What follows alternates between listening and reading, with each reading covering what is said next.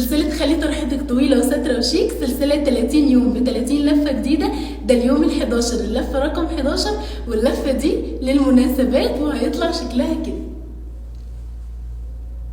بصوا جميلة وسهلة وفيها حركة كده لذيذة هعلمها لك. يلا بينا. هنحط الطرحة بتاعتنا على راسنا، هنخلي الجزء ده أطول من الجزء ده، وناخد الجزء ده من هنا كده نثبته تحت الجزء ده هنا كده، الاتنين مع بعض بدبوس. ثبتنا الاتنين مع بعض هنا بدبوس. هناخد بقى الجزء الكبير ده هنلمه ونرميه على ورا ونسيبه، هنرجع له تاني. هنيجي بقى للجزء القصير وهنعمل حركه عايزاكم تركزوا معايا فيها جدا.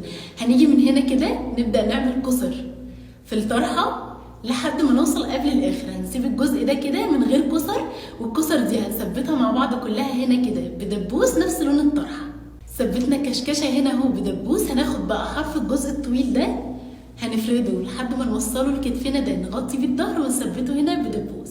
هناخد الجزء ده بقى وهنيجي من هنا كده هنبدا نعمل فيه كسر كده لحد الاخر، وهناخد الجزء ده كده ونثبته هنا بدبوس. ثبتنا من هنا وظبطنا الطرحه وخلاص خلصنا. وبصوا بيطلع شكلها جميل ازاي، شايفين؟